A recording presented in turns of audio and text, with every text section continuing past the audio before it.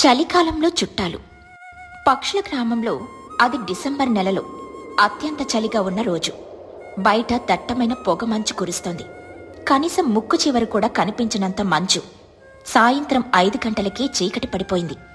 చిచ్చుకాకి తన ఇంట్లో తలుపులన్నీ గట్టిగా వేసుకొని ఒక మందపాటి రగ్గు కప్పుకొని కూర్చుంది. ఆమె చేతిలో వేడివేడి సూపు గిన్నె ఉంది. చిచ్చుకాకి సూప్ తాగుతూ, ఆహా, బయట చూస్తేనేమో చలి పులిలా ఉంది, ఇక లోపల చూస్తేనేమో సూప్ స్వర్గంలా ఉంది. ఈ రోజు ఎవరూ రాకూడదు, నేనొక్కదాన్ని ఈ సూప్ మొత్తం తాగేయాలి.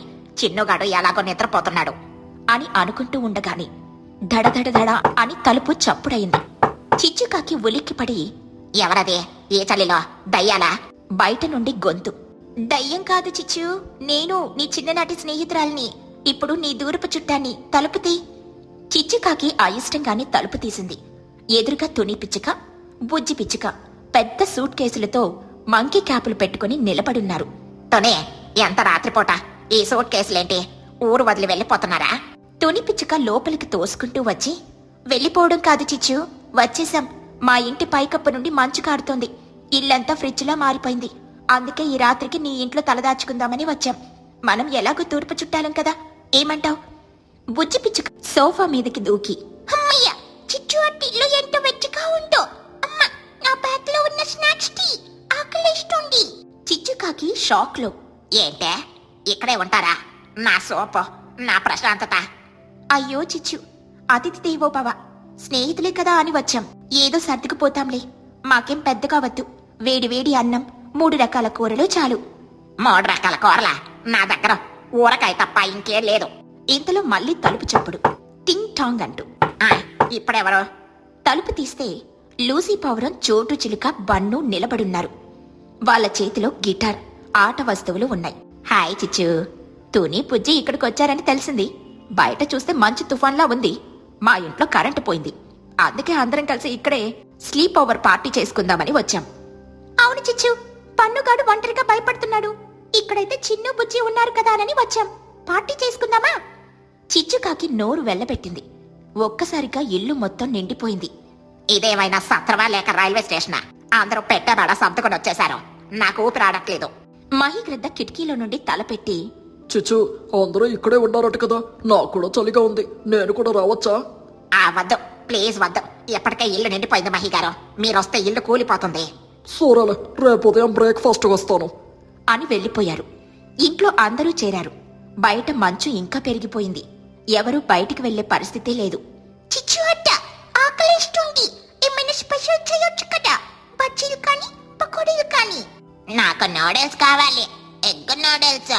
నాకు గ్రీన్ టీ కావాలి చిచ్చు, నా గొంతు బాలేదు. చిచ్చుకాకి తలను బాదుకుంటూ, మీరు చుట్టాలా లేక కస్టమర్లా ఆర్డర్లు వేస్తున్నారు? నా దగ్గర ఏమీ లేవు. కావాలంటే మరమరాలున్నాయి, తినండి. చిచ్చు, అలా అనకూడదు. చూడు, పిల్లలు ఎంత ఆకలితో ఉన్నారో. పోనీ వంటింట్లో ఏమున్నాయో చూసి మేమే వండుకుంటాం లే. టునీ, లూసీ వంటింట్లోకి వెళ్లారు. చిచ్చుకాకి పరుగున వెనకాలే వెళ్తూ, అయ్యో, నా నెయ్యి డబ్బా ముట్టుకోవద్దు, అది నా సీక్రెట్ స్టాక్. ఆ జీడిపప్పు జోలికి వెళ్ళొద్దు. అరగంట తర్వాత తుని పిచ్చుక వేడివేడి ఉప్మా, అందులో చిచ్చుకాకి దాచిన జీడిపప్పులు వేసి తీసుకొచ్చింది. ఉప్మాలు కాశు, అమ్మ సూపర్. చిచ్చుకాకి ఏడుపు ముఖంతో, నా 6 నెలల స్టాక్ మొత్తం ఆ ఉప్మాలో ఉడికిపోయింది. చిచ్చు, బాధపడకు, నువ్వు కూడా తిను, చాలా బాగుంది. అందరూ ఉప్మా తింటూ చలికాలం కబుర్లు చెప్పుకుంటున్నారు. ఉప్మా తిన్నాక అందరికీ ఉత్సాహం వచ్చింది. లూసీ పౌరం తన గిటార్ బయటికి తీసింది. ఫ్రెండ్స్, బయట చలి, లోపల వేడివేడి ఉప్మా, ఈ మూడికి ఒక సాంగ్ పాడాల్సిందే. నేనొక పాట పాడతాను. వద్దు బాబాయ్, నే పాట వింటే నా ఇంటి అద్దాలు పగిలిపోతాయి. హాయిగా పడుకుందాం. పర్లేదు చిచ్చు, విందాం. స్టార్ట్ చేయి లూసీ. లూసీ పౌరం గిటార్ వాయిస్తూ గొంతు సవరించుకొని పాడడం మొదలుపెట్టింది. ఓ చలిగాలి వీస్తోంది, నా మనసేమో లాగుతోంది అంటూ అపశృతిలో పాడుతుంది. బుజ్జి పిచ్చుక చెవులు మూసుకొని, ఆంటీ, చలిగాలి కాదు, తుఫాన్ వచ్చినట్టుంది మీ గొంతు వింటే. అందరూ నవ్వారు. లూసీ కోపంగా గిటార్ పక్కన పెట్టింది. నేను పాడుతాను. చిచ్చు తప్పిస్తున్నారు, దాచింది లడ్డుల మరి, అడిగితే ఇస్తుంది చలి జ్వరం మరి. చిన్ను, సూపర్ గా పాడావు. చిచ్చు మీద భలే సెటైర్ లేసావు. మరే, కన్న కొడుకు వినా నువ్వు పరువు తీస్తున్నావు. అందరూ నోరు మూసి పడుకోండి. రాత్రి 10 గంటలు. నిద్రపోయే సమయం. చిచ్చుకాకి ఇల్లు చిన్నది. ఉన్నది 2 గదులే. చూడండి, మంచం మీద నేను చిన్న పడుకుంటాం. మీరందరూ కింద చాపలు వేసుకుని పడుకోండి. నేను కింద పడుకోలేను చిచ్చు. నా ఈకలు పాడవుతాయి. నేను సోఫా మీద పడుకుంటాను. నేను మంచం మీద పడుకుంటాను. చిన్ను కాదు నా ఫ్రెండ్ కదా. అవునమ్మా, బుజ్జి బన్ను నాతో పాటే పడుకుంటారు. ఒరే, మంచం విరిగిపోతుందిరా. చివరికి మంచం మీద పిల్లలందరూ చిన్ను, బుజ్జి, బన్ను పడుకున్నారు. కింద చిచ్చు, తుని, లూసీ, చోటు ఇరుక్కుని పడుకున్నారు. అర్ధరాత్రి గుర్ర్ గుర్ర్, బుస్ బుస్ అని పెద్ద పెద్ద శబ్దాలు వినిపిస్తున్నాయి. చిచ్చుకాకి లేచి కూర్చుంది. ఎవర్రా బాబోయ్ అది? జనరేటర్ నడిచినట్టు గొరక పెడుతున్నారు. చూస్తే చోటు చిలుక, లూసీ పావురం పోటీపడి గురక పెడుతున్నారు. చిచ్చుకాకి నిద్ర రాక రగ్గు ముసుగు తన్ని కూర్చుంది. పక్కనే తుని పిచ్చుక నిద్రలో కలవరిస్తోంది. చిచ్చు, ఇంకొంచెం నెయ్యి వెయ్యి, ఉప్మా బాగుంది. దీని పెండం కొట్ట కలలో కూడా నా నెయ్యి డబ్బాని కలవరిస్తోంది, గుర్తు చేస్తోంది. అర్ధరాత్రి 2 గంటలు. అందరూ గాఢ నిద్రలో ఉన్నారు. కాని చిచ్చుకాకి వంటింట్లో కిర్రు కిర్రు, డబ్ డబ్ అని శబ్దాలు వినిపించాయి. చిచ్చుకాకి ఉలిక్కిపడి, అమ్మో, ఎలుకలొచ్చాయా? నా సరుకులు మొత్తం కొరికేస్తున్నాయేమో. చిచ్చుకాకి నెమ్మదిగా లేచి ఒక చీపురు కట్ట తీసుకుని దొంగతనంగా వంటింట్లోకి వెళ్ళింది. అక్కడ చీకట్లో ఎవరో పంచదార డబ్బాలు తలపెట్టి ఉన్నారు. చిచ్చుకాకి గట్టిగా అరిచి చీపురుతో కొడుతూ, ఎవరా నువ్వు? నా పంచదార దొంగలిస్తావా? చచ్చావురా ఈరోజు. అమ్మా, అత్త, నేనే బన్నుని కొట్టకో.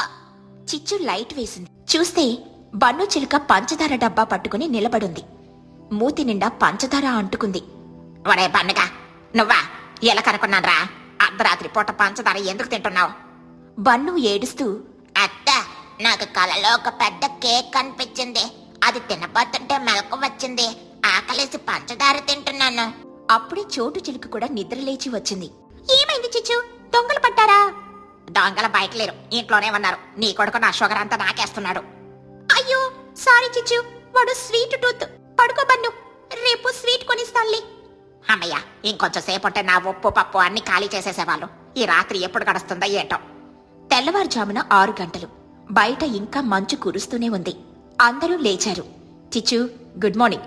నాకు చిన్న హెల్ప్ కావాలి. నేను నా టూత్ పేస్ట్ మర్చిపోయాను. నీ దగ్గర ఏదైనా జెల్ పేస్ట్ ఉందా? మింట్ ఫ్లేవర్ అయితే బెటర్. చిచ్చుకాకి కళ్ళు నులుముకుంటూ, జెల్లా, మింటా? మా ఇంట్లో అవేమీ ఉండవు. మా దగ్గర కేవలం బొగ్గు పొడి మాత్రమే ఉంది. పళ్ళు తలతల్లాడతాయి. కావాలా? ఏంటి బొగ్గుపొడా? ఛీ, నా పళ్ళు నల్లగా అయిపోతాయి. ఇంకేం లేవా? కనీసం ఉప్పు? ఆ, ఉప్పు కూడా నిన్న ఉప్మాలో అయిపోయిందిలే. కావాలంటే వంటింట్లో వేప పుల్లలు ఉన్నాయి, వెళ్ళి నమలు. పూరి దేవుడా, వేప పుల్లలా? ఎంత చేదు. చోటు, నీ దగ్గరేమైనా ఉందా? నేను చిచ్చు ఇచ్చిన బొగ్గుపొడే వాడాను లూసీ. టేస్ట్ బాగుంది, కొంచెం క్రిస్పీగా ఉంది. ఛీ, మీరంతా ఆది మానవుల్లా ఉన్నారు. తుని పిచ్చుక నవ్వుతూ, లూసీ సర్దుకుపోవాలి. ఇదిగో నా దగ్గర కొంచెం ఆయుర్వేదిక్ పేస్ట్ ఉంది, వాడుకో. అందరూ ఎలాగోలా తయారయ్యారు. కాని చిచ్చుకాకి ఇంట్లో ఉన్న నీళ్లు, కట్టెలు, బొగ్గుపొడి అన్నీ అయిపోయాయి. అందరూ ఫ్రెష్ అయ్యి హాల్లో కూర్చున్నారు. గుడ్ మార్నింగ్ చిచ్చు, రాత్రి చాలా బాగా గడిచింది. Thanks for the party. అవును చిచ్చు, నీ ఆతిథ్యం మరవలేము. చలి తగ్గింది, మేమిక బయలుదేరుతాం. ఆగండి ఆగండి, ఎక్కడికి? చిచ్చుకాకి ఒక పొడవైన కాగితం తీసి వాళ్ల ముందు పెట్టింది. ఇదిగో రాత్రి బిల్లు. రూమ్ రెంట్ ఒక రాత్రికి 500 రూపాయలు. స్పెషల్ కాజు ఉప్మా 300 రూపాయలు. హీటింగ్ ఛార్జెస్, నా రగ్గులు వాడారుగా, 200 రూపాయలు. అర్ధరాత్రి దొంగను పట్టినందుకు సెక్యూరిటీ ఛార్జ్ 150 రూపాయలు. బొగ్గుపడి మరియు వేప పుల్లలు 50, మొత్తం 1200 రూపాయలు. తలా కొంత వేసుకోండి. అందరూ నోరెళ్లబెట్టారు. ఏంటి చిచ్చు, చుట్టాల దగ్గర బిల్లు వసూలు చేస్తున్నావా? నేను తిన్నది కొంచెం బొగ్గుపొడే కదా. చుట్టాలైతే చుట్టాలింట్లో ఉండాలి. నా ఇంట్లో ఉంటే కస్టమర్లే. పైగా నా జీడిపప్పు పంచదార మొత్తం ఖాళీ చేశారు. తుని పిచ్చుక నవ్వింది. సరేలే చిచ్చు, నీ బిల్లులో న్యాయం ఉంది. కాని నిన్న రాత్రి మేం తెచ్చిన స్వీట్లు, పండ్లు అన్ని చిన్నుగాడు తినేశాడు. వాటి ఖరీదు 1300. అంటే నువ్వే మాకు ఇంకా 100 రూపాయలు ఇవ్వాలి. ఏంటే చిన్న, నిజమేనా? చిన్నుకాకి నోట్లో లడ్డూతో, అవునమ్మా, వాళ్ళు తెచ్చిన స్వీట్లు చాలా బాగున్నాయి. అన్ని తినేసా. ఇంకా ఫ్రిడ్జ్ లో 2 యాపిల్స్ ఉన్నాయి, తోచాను. చిచ్చుకాకి తల కొట్టుకుంది. అయ్యో, లాభం రాకపోక నష్టం వచ్చింది. నా పంచదార, నా బొగ్గు సరే సరే. మీరేమివ్వద్దు, నేనేమివ్వను. దయచేసి వెళ్ళండి. అందరూ నవ్వుకుంటూ చిచ్చుకాకి టాటా చెప్పి వెళ్లిపోయారు. అమ్మయ్య, వెళ్ళారు. ఇక ఎప్పుడు చలికాలంలో తలుపు తీయకూడదు. ఎవరైనా వస్తే ఇంట్లో ఎవరూ లేరు అని బోర్డు పెడతాను. అంతలో మహిగ్రద్ద గారు వచ్చారు. గుడ్ మార్నింగ్ చిచ్చు, బ్రేక్ఫాస్ట్ రెడీనా? రాత్రి రమ్మన్నావు కదా, నాకు వేడి వేడి ఇడ్లీ కావాలి. బాబోయ్, మళ్ళీ మొదలా? అంటూ చిచ్చుకాకి దడేలమని తలుపేసుకుంది. లోపలికెళ్లి గొళ్ళెం పెట్టేసింది. ఈ కథలోని నీతేంటంటే అతిథులు రావడం ఆనందమే కాని అతిగా వస్తే చిచ్చుకాకిల తల పట్టుకోవాల్సిందే. అయితే ఆపదలో ఆశ్రయం ఇవ్వడం మంచి లక్షణం. పక్షుల గ్రామంలో అదొక సంచలనాత్మక ఉదయం. గ్రామం నడిపొట్టున ఉన్న పెద్ద మర్రి చెట్టు కింద పక్షులన్నీ గుమికూడున్నాయి. గ్రామానికి చాలా కాలంగా నాయకుడు లేకపోవడంతో చిన్న చిన్న గొడవలు, సరదా తగాదాలు పెరిగిపోతున్నాయి. ఈరోజు పెద్దలందరూ కలిసి ఎన్నికలు జరిపించాలని నిర్ణయించారు. లూసీ పౌరం మైక్ పట్టుకుని గొంతు సవరించుకుంటూ, హలో హలో, మైక్ టెస్టింగ్ 1 2 3. ఓ పక్షులరా, మీ అందరికీ ఒక ముఖ్యమైన ప్రకటన. మన గ్రామానికి ఒక సమర్థవంతమైన నాయకుడు కావాలి. మనల్ని ముందుకు నడిపించే ఒక కెప్టెన్ కావాలి. అందుకే ఈ రోజు నామినేషన్లు స్వీకరిస్తున్నాం. కుహుపాతు పక్కనే కూర్చొని రిజిస్టర్ బుక్ లో రాసుకుంటూ, లోసే త్వరగా కానివా, నా బస్సు టైం అయిపోతుంది. ఎవరెవరు పోటీ చేస్తున్నారో? అప్పుడే అక్కడికి మహీగ్రద్ద గారు గంభీరంగా నడుచుకుంటూ వచ్చారు. ఆయన వెనక 2 చిన్న కాకులు స్టైల్గా నడుస్తూ వచ్చాయి. ముక్కు సవరించుకుంటూ, నేను పోటీ చేస్తాను.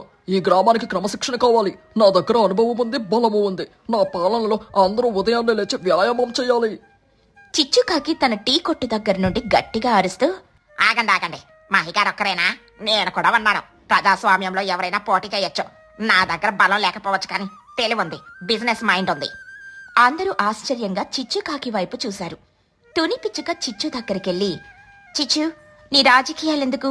హాయిగా బజ్జీలు అమ్ముకోవచ్చు కదా, అనవసరంగా ఈ గొడవలెందుకు?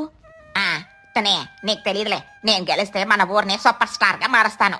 బజ్జీలు కాదు, బంగారం పండిస్తాను. నువ్వు చూస్తుండో, ఈ ఎలక్షన్ లో నా తడాక చూపిస్తాను. సరే సరే, ఇప్పటికీ 2 అభ్యర్థులు. 1 మహీగ్రద్ద గారు, 2 చిచ్చుకాకి. ఇంకా ఎవరైనా ఉన్నారా? నేను పోటీ చెయ్యను, కానీ మా అందరి మద్దతు మంచి మనసున్న వారికే ఉంటుంది. సరేలే, ఎప్పటికి నామినేషన్లు క్లోజ్. రేపటి నుండి ప్రచారం మొదలు. వచ్చే ఆదివారం పోలింగు. ఆ రోజు రాత్రి చిచ్చుకాకి తన ఇంట్లో ఒక సమావేశం ఏర్పాటు చేసింది. తన కొడుకు చిన్నుకాకి ఇంకా చోటు చిలుక అక్కడున్నారు. వినండి, మహిగ్రద్ద గారు చాలా స్ట్రిక్ట్. ఆయన్ని మనం తెలివిగా ఓడించాలి. మనం జనాలకి ఫ్రీడమ్ ఇస్తున్నామని చెప్పాలి, ఎంజాయ్మెంట్ ఇస్తామని చెప్పాలి. అమ్మో, మహితాత స్ట్రిక్ట్ గా ఉంటారు కదా, ఆ జనాలు ఆయనకు భయపడి ఓట్లు వేసేస్తారేమో. అందుకేరా మన జనాలకి సరదా చూపించాలి. మహి గెలిస్తే కష్టాలు, నేను గెలిస్తే పండుగలని చెప్పాలి. చోటు, నువ్వు రేపు ఊరంతా తిరిగి ఏం చేస్తావంటే, మహి గారు గెలిస్తే అందరినీ రోజు చేదు వేపాకు రసం తాగమంటారని చెప్పు. అమ్మో, వేపాకు రసమా? అది చాలా చేదు కదా చిచ్చు. సరే, నువ్వు చెప్పినట్టే చేస్తా. మహిగారు గెలిస్తే చేదు రసం, చిచ్చు గెలిస్తే తీపి పాయసం. ఇక మరుసటి రోజు ఉదయం మహీగ్రద్ద గారు ఊరి మధ్యలో ఉన్న రచ్చబండ దగ్గర మీటింగ్ పెట్టారు. ఊరి పెద్దలందరూ వచ్చారు. సోదరులరా, నా గుర్తు కదా, ఇది శక్తికి చిహ్నం. నేను గెలిస్తే మన ఊర్లో అందరూ ఉదయం 5 గంటలకే లేవాలి, యోగా చేయాలి, రాత్రి 9 గంటలకే పడుకోవాలి, పిల్లలు టీవీలో తక్కువ చూడాలి, పుస్తకాలు ఎక్కువగా చదవాలి. ఆరోగ్యమే మహాభాగ్యం. బుజ్జి పిచ్చుక తన తల్లి తునితో గుసగుసగా, అమ్మా, 5 గంటలకా? నేను లేవలేను. మహి తాత గెలిస్తే కార్టూన్స్ చూడనివ్వరా? నాకు భయంగా ఉంది. వినుపుచ్చి, ఆయన మన ఆరోగ్యం కోసమే చెప్తున్నారు, కానీ మరీ అంత కఠినంగా ఉంటే కష్టమే. మహిగారు, కొంచెం రిలాక్సేషన్ ఇవ్వండి. మరీ స్కూల్ హాస్టల్లా ఉంటే ఎలా? లూసీ, క్రమశిక్షణ లేకపోతే జీవితం లేదు. కుహు బస్సు ఎప్పుడూ లేటే. చిచ్చు బజ్జీలు తిని అందరూ లావ్ అవుతున్నారు. నేను గెలిస్తే అన్ని సరిచేస్తాను. అందరూ ఆలోచనలో పడ్డారు. మహిగారి మాటల్లో నిజముంది, కాని ఆ కఠినత్వం వాళ్ళని కాస్త బెదిరించింది. ఆ సాయంత్రం చిచ్చుకాకి తన ప్రచారం మొదలుపెట్టింది. ఆమె ఒక ఆటోకి మైక్ కట్టి ఊరంతా తిరుగుతోంది. వెనుక చిన్నుకాకి రంగురంగుల బెలూన్లు పట్టుకుని ఉన్నాడు. చిచ్చుకాకి మైక్లో పాట పాడుతూ, ఆ చిచ్చు అంటే మంట కాదో, చిచ్చు అంటే వెలుగు, మీ కష్టాలు తీర్చే మీ ఫ్రెండ్ చిచ్చు, మీ కష్టాలు తీర్చే ఫ్రెండ్, మీ ఫ్రెండ్ చిచ్చిని ఓటు వేయండి, బెలూన్ గుర్తుకే.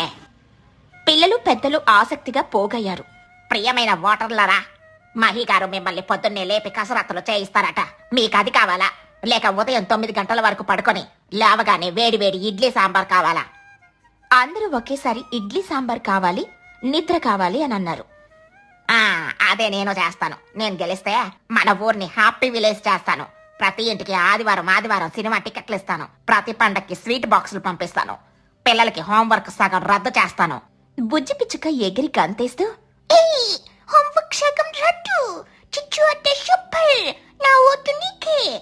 చిచ్చు ఇవన్నీ నిజంగా చేస్తావా?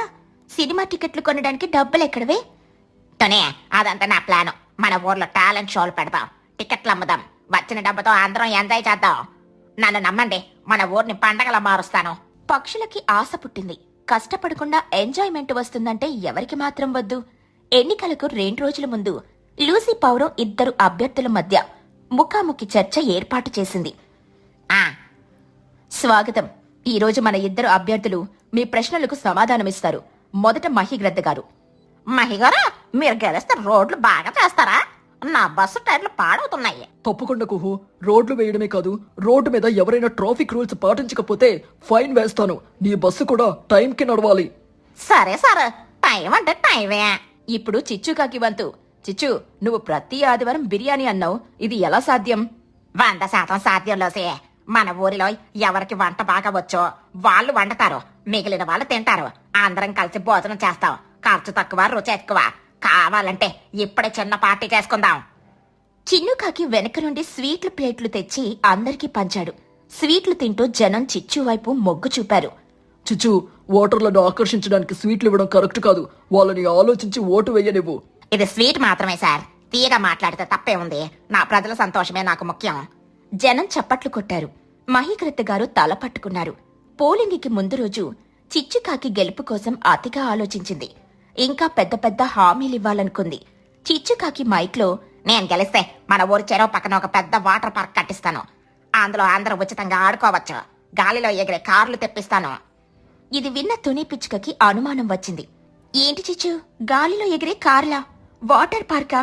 ఇవన్నీ మన వల్ల అయ్యే పనులేనా? నువ్వు మాటలు కోటలు దాటుతున్నాయి, కానీ కాళ్ళు మాత్రం నేల మీద లేవు. నువ్వు చెప్పు, ఇవన్నీ ఎలా చేస్తావు? తునే, కలల కనాలి కదా, పెద్ద కలల కంటేనే కదా పెద్ద పనులు జరిగేది. ప్రయత్నిస్తానంటున్నాను. అమ్మా, ఎగిరే కార్ బాగుంటుంది కదా, చిచ్చు అంటే ట్రై చేస్తున్నట్టు కదా. బుజ్జి, ట్రై చేయడం వేరు, అబద్ధాలు చెప్పడం వేరు. ఆచరణ సాధ్యం, కానీ హామీలు ఇవ్వడం అంటే మోసం చేయడమే. అదే సమయంలో మహిగ్రద్ద గారు వేదిక మీదకొచ్చారు. సోదరులారా, చిచ్చు చెప్పే రంగుల లోకం నా దగ్గర లేదు. నా దగ్గర ఉన్నది కేవలం వాస్తవం. నేను వాటర్ పార్కు కట్టించలేను, కానీ మన చెరువులో నీళ్లు ఎండిపోకుండా చూస్తాను. నేను ఎగిరే కార్లు తేలేను, కానీ మన పిల్లలు క్షేమంగా బడికి వెళ్లేలా చూస్తాను. మనకు కావాల్సింది తాత్కాలిక సంతోషం కాదు, శాశ్వత భద్రత. ఆలోచించండి. మహిగారి మాటల్లోని నిజాయితీ అందరికీ అర్థమైంది. చిచ్చు మాటలు కేవలం గాలి పుడగలేమో అనిపించింది. పోలింగ్ రోజొచ్చింది. అందరూ ఉత్సాహంగా ఓట్లు వేశారు. సాయంత్రం 5 గంటలకు లూసీ పౌరం ఫలితాలు ప్రకటించడానికని వచ్చింది. అందరూ ఆసక్తిగా ఎదురు చూస్తున్నా ఫలితాలొచ్చేశాయి. మొత్తం ఓట్లు 200. చిచ్చుకాకి వచ్చిన ఓట్లు 40. ఇక మహిగ్రద్ద గారికి వచ్చిన ఓట్లు 160. అందరూ జై మహి, జై మహి అని నినాదాలు చేశారు. మహిగ్రద్ద గారు గెలిచారు. చిచ్చుకాకి ముఖం చిన్నబోయింది. అరెరే, నా ఎగిరే కార్ ప్లాన్ వర్కౌట్ కాలేదా? నా స్వీట్లు వేస్ట్ అయిపోయాయా? మహిగ్రద్ద గారు చిచ్చు దగ్గరికి వచ్చారు. చిచ్చు, బాధపడుకు. నీలో ఉన్న ఉత్సాహం, జనాలని సంతోషపెట్టాలనే తపన చాలా మంచివి, కానీ నాయకుడు అనేవాడు నిజం చెప్పాలి. నువ్విచ్చిన హామీలు ఆచరణ సాధ్యం కానివి. అందుకే జనం నన్నెంచుకున్నారు. అవును మహిగారు, నేను కొంచెం అతిగా ఊహించానులే. నా తప్పు తెలుసుకున్నాను. పర్లేదులే చిచ్చు, మన ఊర్లో జరిగే పండుగలు, ఉత్సవాల బాధ్యత నీకే ఇస్తున్నాను. అక్కడ నీ క్రియేటివిటీని చూపించు, అందరినీ నవ్వించు. చిచ్చుకాకి ఆనందంతో, నిజంగానే సార్, థ్యాంక్ యూ. ఈసారి పండుగకి చూడండి, ఊరు మొత్తం ఆదిరిపోయేలా చేస్తాను. చూసావా చిచ్చు, నీకు తగ్గ పదవి దొరికింది. ఇక నీ ఇష్టం వచ్చినట్టు సెలబ్రేట్ చేయి. అందరూ నవ్వారు. మహిగ్రద్ద గారి పాలనలో క్రమశిక్షణ, చిచ్చుకాకి ఆధ్వర్యంలో వినోదం, రెండూ కలిసి పక్షుల గ్రామం ఆనందంగా ఉంది. అమ్మా, ఎలా కట్టినాం? చిచ్చు అత్తికి ఒక పదవి వచ్చింది. ఇక మనకు స్వీట్లు గ్యారెంటీ.